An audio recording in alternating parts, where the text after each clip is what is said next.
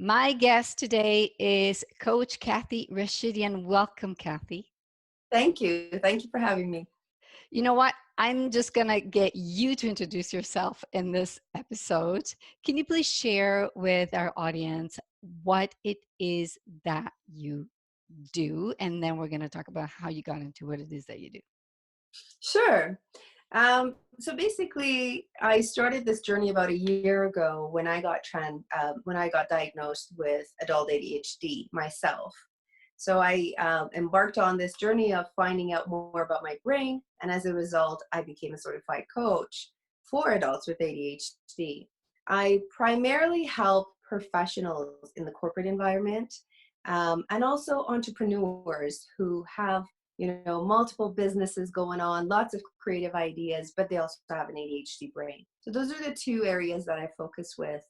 And that's essentially what I do. And it was lovely to have you on my podcast a while ago and talking about being a business owner with ADHD. So that's how our paths have been crossed. Yes, and I really enjoyed being on your show. So, our listeners, please go check out the podcast, and because the whole podcast is awesome, not just the episode where I was in. So, Cathy, can you just share what is the name of your Sure. podcast? The podcast has recently started. So there's not a whole lot to catch up on, but it's all good content from what I hear. People are liking it, and someone like Francesca was on it as well. So the name of it is Proudly ADHD in Work and in Business. If you look up just Proudly ADHD, it starts to show up. You can listen to it on the major podcast channels, Apple, Spotify, and so forth. So that's where I am. I'm also active on Instagram. So you can also find me on proudly ADHD _ Coach Cathy. And can you tell I'm really proud of my ADHD? So, and also on LinkedIn with Cathy Rashidian is another place where you can find my activities there.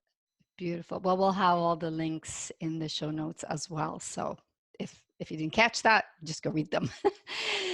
So Cathy, now let me ask you, you said you were just diagnosed about a year ago.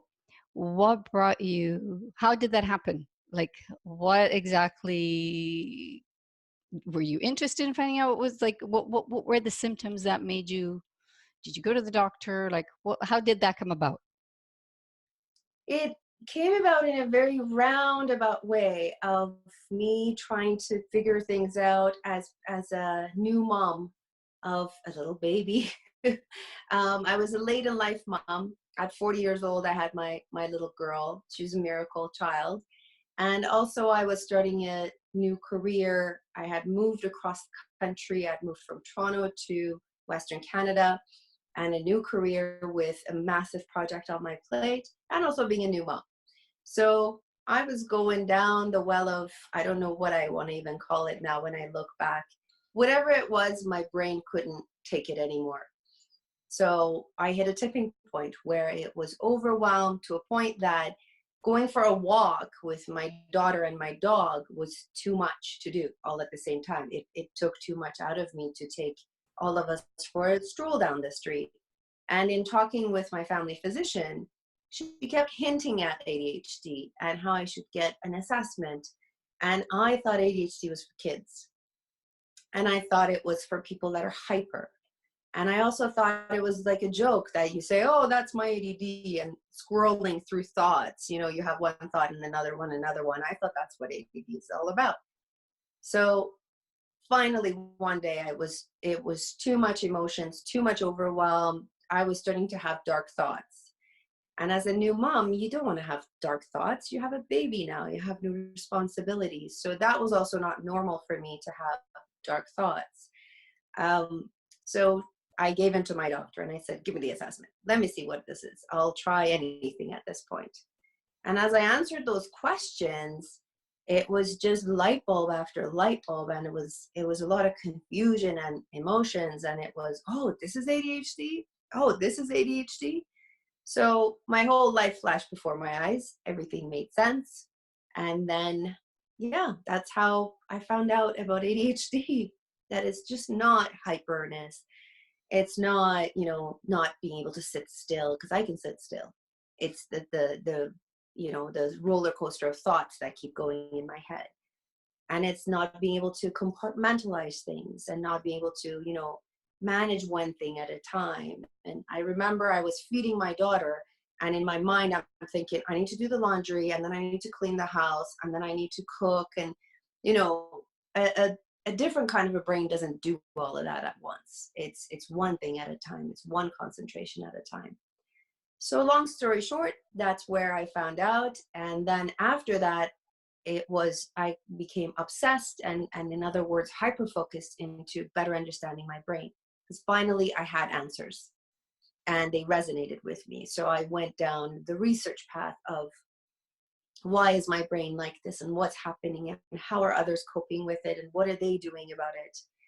And the more I dug deeper, I found out one of the things with ADHD is getting a coach and hiring a coach and kind of understanding how to work with your brain. And when I saw that skill set, it was a calling out to me like, oh, well, I kind of do this in the corporate life. I coach my staff and, at a different capacity, but let me understand the art of coaching better. And here we are, a year and a half later into it I love coaching now, and it's part of what I do. I wake up to it. I go to sleep to it. All I think about is how can I help myself and others. So that's where we are now. So let me ask you, because when I was on your show, I shared with you that I had a complete meltdown when I found out. What was your reaction? Did you have any reaction? Was it more of did it make you feel good in the sense that you go, okay, now you're assured you know what it is, or did you get upset about it the way I did? What was your actual reaction when you had that confirmation? Good question. It was pretty fast. It was like going through all the emotions, like do. And for me, it was at the last bit of it was relief. It was relief for me. So I went through the emotions pretty fast. It was anger, it was shame, it was, oh man, this is what it was. I could have done this so much earlier. I could have addressed this so much earlier. But I walked out of her office with a sense of relief. And then it went to a sense of, okay, what do we do? How do we fix it? And that curiosity kicked in of research mode and trying different things. And bless her heart, with my doctor, it's like, here's the medication that goes along with it. And then off you go. But it's not only the medication, it's everything else that you have to do to kind of, learn to live with this brain. So that sense of relief and having an answer. And I sat in the car thinking, am I trying to fit myself in this new box? Because in the past, when I was overwhelmed, I had been diagnosed with depression. And I'm like, is this one of those diagnoses that, okay, now you fit in this new box and it's called ADHD. So I had to really be honest with myself to kind of check in and say, okay, is this one the one that it seems like resonates with me the most? And it was. So with that knowing, with that level of, my heart, my gut, my mind, everything kind of, connected and said, this is the one. We're going to go deeper into this and figure it out. So that sense of relief and curiosity. Mm-hmm. Now, I find that just the same as you thought ADHD was for children, I had very limited understanding of what all ADHD encompasses. Mm-hmm. And like, I thought it was just, like the squirrel thing, being distracted, maybe taking too many projects, that kind of thing, because you just or can't sit still. Or with me, it's manifested in different ways. Sometimes I can't sit still, but it's not always. Like, I'll be at a supermarket and I'll be completely calm, and all of a sudden it will hit me, and I have this burst of energy. It just has to come out, and people think I'm just funny and giddy, but it's not normal. It's like, why can't I contain myself? It's just there. I see it happening, right? Mm-hmm. But what are the other things, now that you know what you know, like even looking back in your own life or talking to people now that you have clients, dealing with the same thing, what are some of the symptoms or some of the things that manifest that are outside what most people know? Because like October was ADHD Awareness Month, but I still didn't see a lot of information about what is ADHD besides being distracted easily and not being able to focus. What is it on top of that?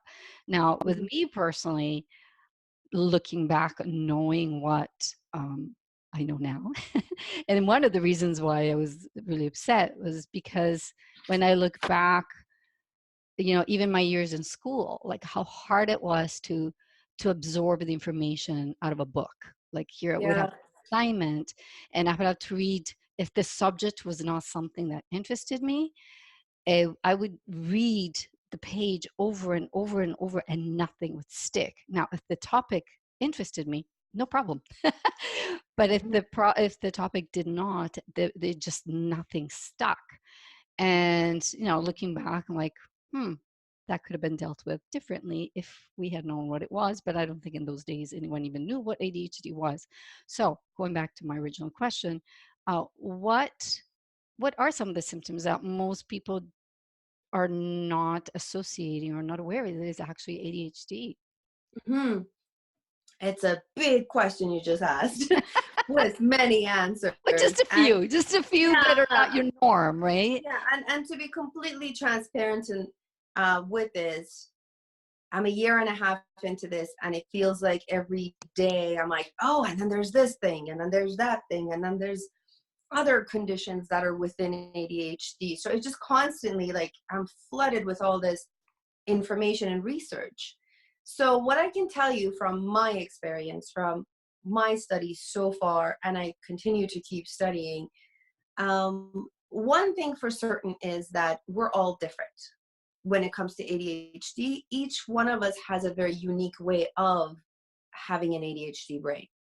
Um, on the surface, it seems like, the emotions, and there are certain things that we're all like, oh yeah, that thing, like we can relate to each other. And this tribe of ADHD that I've come to know really knows how to relate and connect to each other, which is like the most amazing community I've ever come across. But also we're very unique. So for example, I can tell you based on some of the clients that I've had, some of the issues that they're dealing with are not the same as what I have dealt with. So I'll have one client who in a session will just talk all over the place and here and there and everywhere. And, we're trying to focus to one topic, but he also needs to verbally process all of what he knows in order to get to the point of the conversation.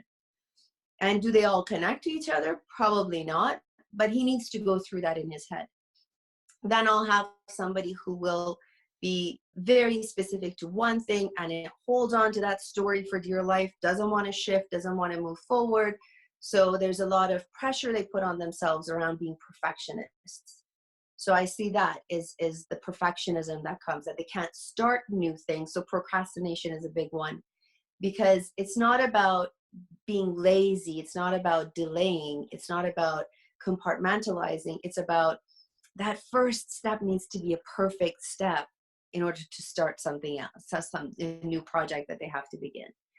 Another thing that I felt was my chronic fatigue. That was the most difficult. And to this day, I think I'm still kind of addressing that in different, as a female, hormones up and down and all of that stuff. So there's days of the month where I'm really suffering from chronic fatigue, and some days I'm up and I'm good and I can go. And that goes to do with how much dopamine and all that good hormones you're producing in your brain. Another one for me that was really eye-opening was interrupting people. So one thing I love about the art of coaching, I have learned to sit on my hands when other people are talking so that I don't speak and interrupt them. Because you tap into your listening side more as a coach, and you really hyper focus on what the other person has to say. So you learn to listen more intuitively, more universally, as opposed to you tell me something and I want to tell you something and I want to interrupt you. So that's a typical ADHD brain, is you'll see a lot of times they interrupt. And the reason that interruption happens is because we're so excited about the topic that we want to tell you everything. And if we don't get it out, we're going to literally forget within seconds of what we were going to say. So, and that one is very common when I hear that a lot. So our working memory, as we age, it starts to get a little bit, I don't even want to say the words. I'll just give it a motion because I don't want to attach to that word. So working memory, as it starts to, not hold on to as much, it becomes harder for us to remember things. So memory is a big one. A lot of late in life people, I had one lady, she was in her 60s and she was in the support group. And she had gone in thinking she's getting early Alzheimer's, but it wasn't that. And thank God she had a good doctor that knew everything and said, you know what, this is ADHD. You've always had it. It's just now that you're older, you're starting to see it more and more because you're working memory. So that was another thing, is the working memory. The interruption one for me was a big one because especially in my previous role in the company, a lot of times in boardrooms, I would interrupt and I would try my hardest not to interrupt. But I had so many ideas and you're sitting with a whole bunch of other executives in the room. It's really hard not to get excited about something that they hired you to do. So, there would be a lot of conversations afterwards and I'm like, I swear I'm really trying not to interrupt. So I had people in the room that would give me cues, or I would literally sit on my hands to be my own reminder of, Cathy, don't interrupt. So, the list goes on. Lifestyle and how we eat. Some are, they have eating issues that, they could be overeating, undereating. There's those things that come up. For me, I just would forget to eat because I'd be hyper focused all day long. I would literally forget to have lunches. So all day at work, I'm working and then it's like, oh my God, I didn't eat lunch. So that was another one. The list goes on, but those are some of the common ones that I see. And really essentially, and it was a conversation I had the other day with someone, well, don't we all have ADD? I think we're all ADHD kind of a thing. You hear that a lot. Under stress, because the brain is the brain and we all have the brain. Under stress, your executive functions, your prefrontal cortex could show those signs of ADHD, the poor memory, the not being able to compartmentalize things, the fatigue, because stress does that to us. It's cortisol producing. And it may look like they have ADHD, but for those of us that are truly ADHD all the time, we feel like that all the time. So there's that bit of a difference of, no, not everybody has ADHD. You could show the symptoms of it, but you don't have it all your life. It comes and goes depending on what's going on in your life. Yeah, So I find, yeah, thank you for sharing that, because I feel that, including myself, before I knew, before I even started doing my own homework and saying, really, this is also part of it. Now it all makes, it's like my life made sense all of a sudden. But you're right. I think it is so misunderstood. Like you said, everybody says, oh, everybody's got ADHD, especially entrepreneurs, because, they get distracted easily. They want to start a new project. Well, I think probably there is a high. I suspect that there are more people with ADHD than we realize. When I start, thinking of some people that I know, I think my dad has it and he doesn't know it. But when I look at what he's like, he has all those symptoms, the fidgeting, not being able to sit still, the interrupting, the all of it. And I'm like, oh, well, that's why I'm like my dad, because we both have it. Right? Yeah. Yeah, it's just so fascinating. I think there needs to be more awareness of what those symptoms are that are not the most commonly talked about.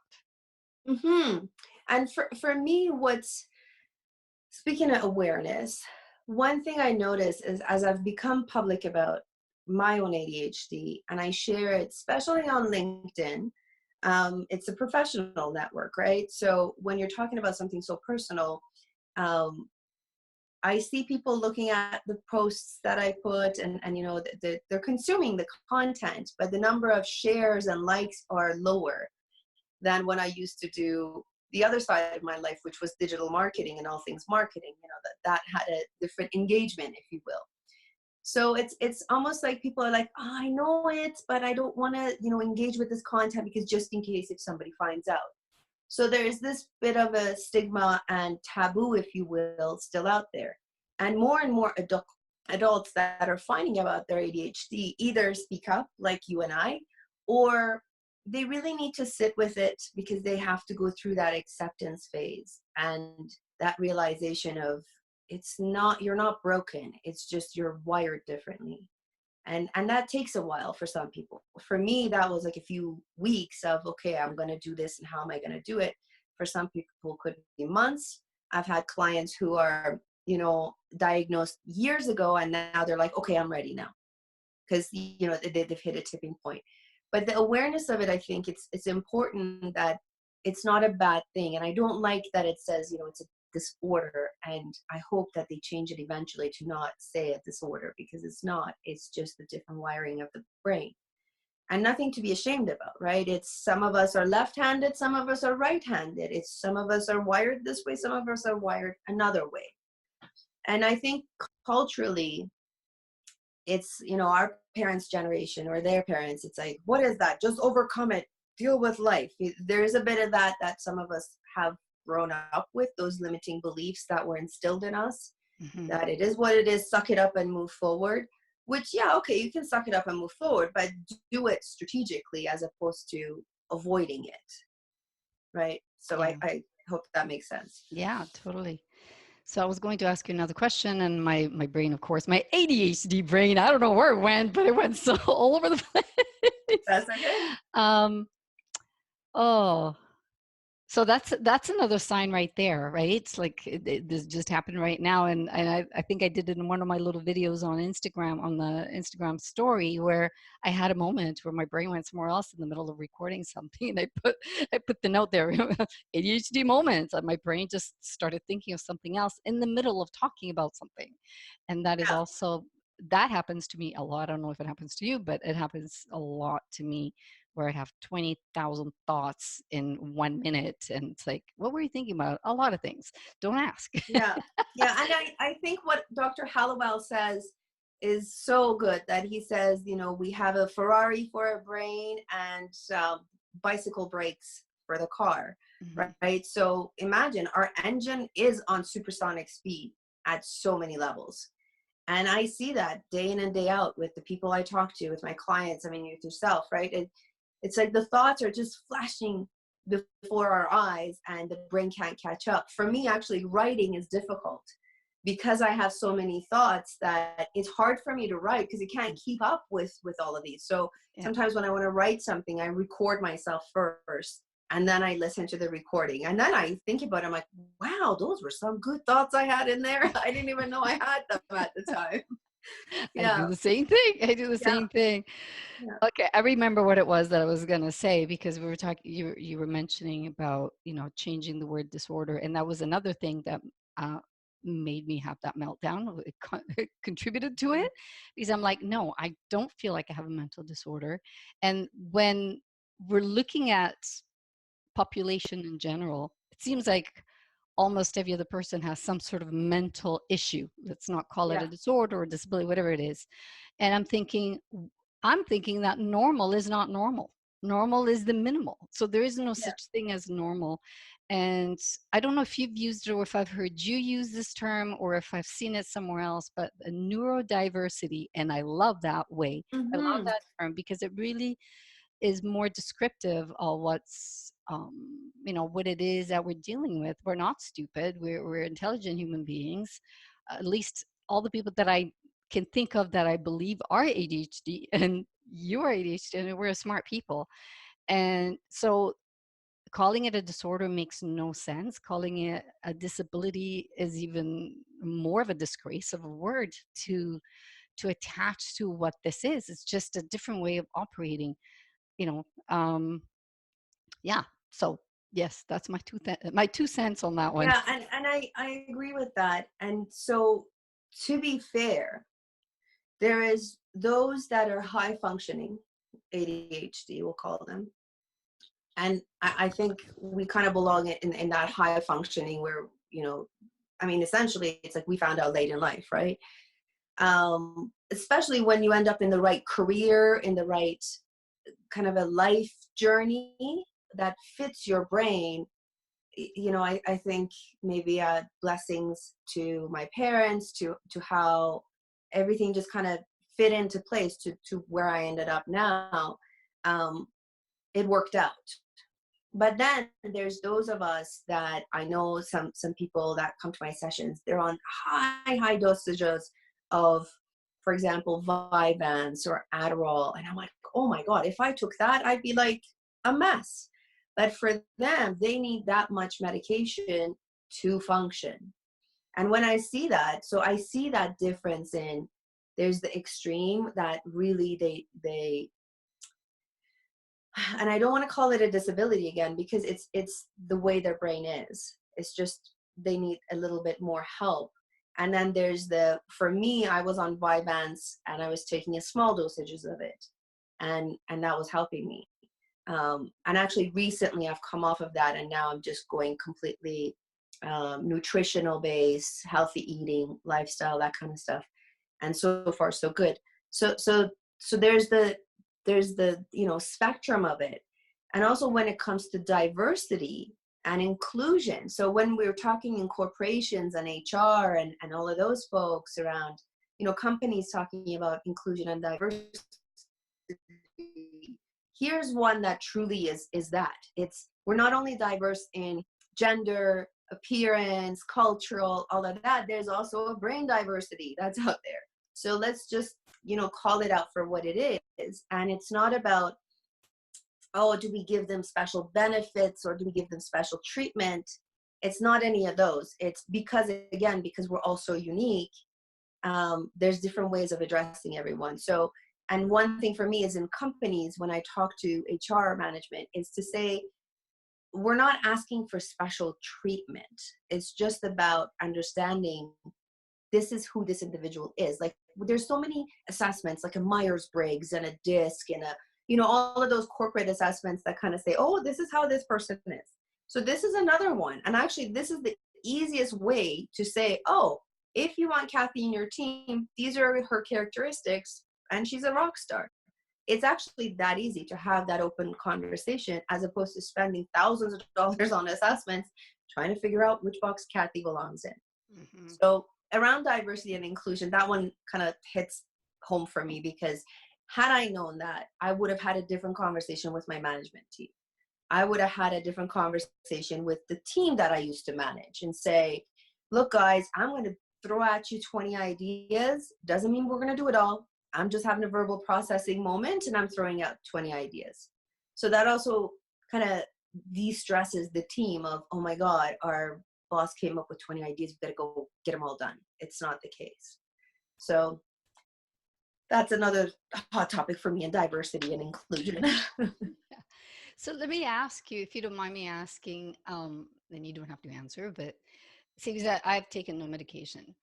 But you've been on medication, you're off medication now. How did you find how did the medication help? In what aspects specifically did you find it helped? Mm-hmm. Good question. So when I took medication, there was this fear of, I had heard about Ritalin and, like way back when, and I'm going to end up being like a zombie-like kind of a person. And I had read about the different side effects people can have. But again, all of this comes back to mindset, and it's about, let me try it. And if it doesn't work, we'll try something else. And again, I had a really good physician that said, Cathy, this is not like antidepressants where you're going to get hooked on it and it takes a while for it to take effect. People with ADHD, the minute they take the medication that works for them, they see results right away, like within days. And she was right. I first started with Adderall, and we also went very small dosage because I was scared. I'm like, don't give me anything major. Let's go tiny here and then we'll ramp up.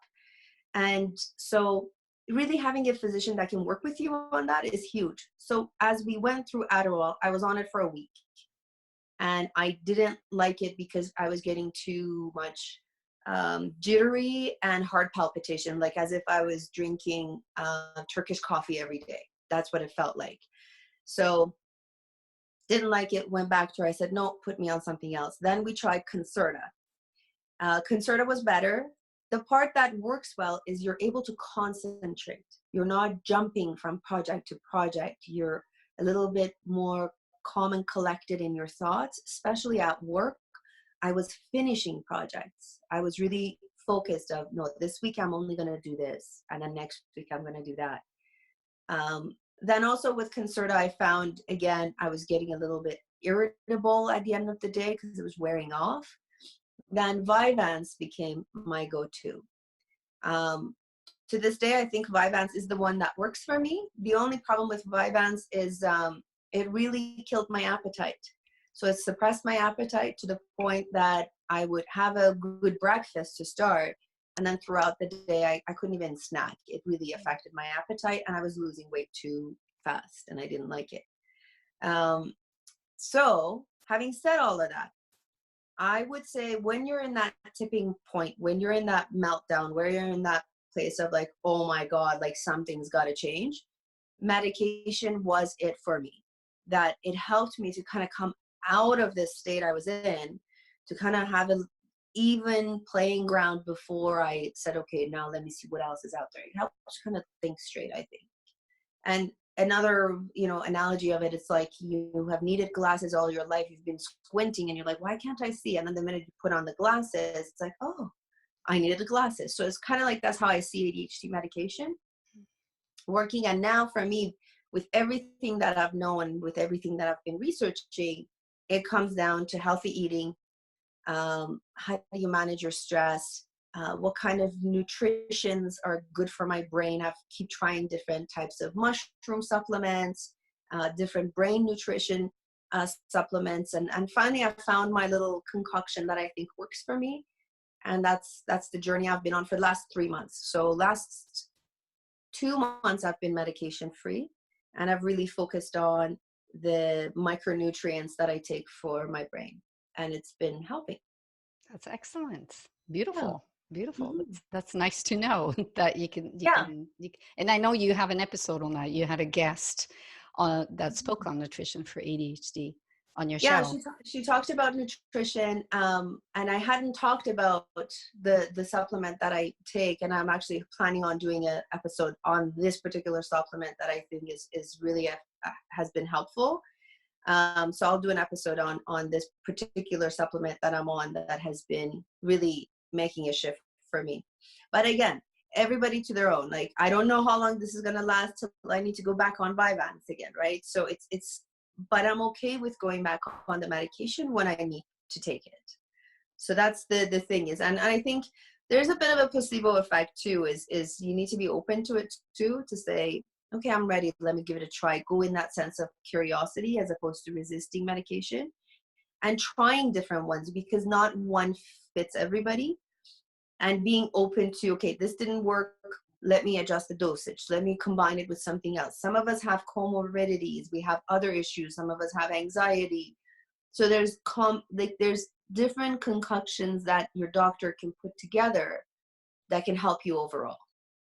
So it's really individualized, and I advocate for medication, non-medication, but also a healthy lifestyle all around. Great advice. So Cathy, what message would you like to leave our audience with? One message, whether they have ADHD or suspect they have ADHD. One message for an ADHD person to give me one. No, I think, especially for those of us that are late in life diagnosed, is to go easy on yourself and go through the journey of discovering this you that has always been there. Because I know you've been on this journey for a long time trying to figure out who you are. And finally, when that answer is in front of you, is sit with it, go through the emotions of it, and be kind to yourself. So self-compassion is the biggest thing. I always heard about self-care, self-compassion. I never took it this seriously that I do now. So on the days when my brain is absolutely exhausted, I know why, because 4 days before that or prior to that, I was going hard and fast. So actually, literally yesterday, my brain crashed. I could not do anything other than one thing that I tried to do, and the rest of it I could not do. And being okay with that, to knowing that it's okay. It's a rest of for my brain day, and not feeling guilty and not feeling like, oh, I needed to be productive, and oh, I didn't do my, Instagram post or whatever it is in your life, is knowing that you're just human and you only have so much capacity in your brain. So be nice to yourself and go through the motions of it. I know this shall pass too. I know it sounds cliche, but it does pass. But coming from that compassionate place, I think goes a long way. I love how you put it. Thank you. Yeah. Well, thank you so much for sharing your personal story with this and what you're doing now, helping other people who are dealing with ADHD. I am super honored to have met you. We met through Instagram. I never believed in the power of meeting people that I didn't know through social media, but we've made a great connection, and I'm really happy about that. And I was honored to be in a show, and I'm even more honored that you said yes to come on my show. And so we could continue the conversation, because I think this is such an important topic that if we can just help one person listening, that's, my goal is my life. This is I've made it my mission that, to inspire all the people that I connect with to live a better life and to live a full potential. And if ADHD is the one thing that's getting in the way because maybe these symptoms are not being recognized, that's why I was asking you, because I didn't know what these symptoms were, right? Mm-hmm. Other than the distraction. And so I wanted to have this conversation, go a little deeper in it with it to shed more light on this. So people that may not be, may have ADHD, but don't know it, can Mm-hmm. maybe start investigating to see if something that they're dealing with, if they find themselves in the similar situations that we have. So thank you so much for being here, for connecting and sharing your wisdom and your experience. And audience, please check out Coach Cathy's podcast. She's got really good information there, and her Instagram as well. She's there. You're on it almost every day, or every day, I think. So I think I'm lurking there, but I post at least, I try to post 3 times a week and give tips and share stories. So yeah, I've become a little bit more active on it. yeah, so Yeah. thank you so much, and I will keep Thank following you. you there as well. So we'll keep connected. Thanks again. Thank you. It was such a pleasure. Thank you so much.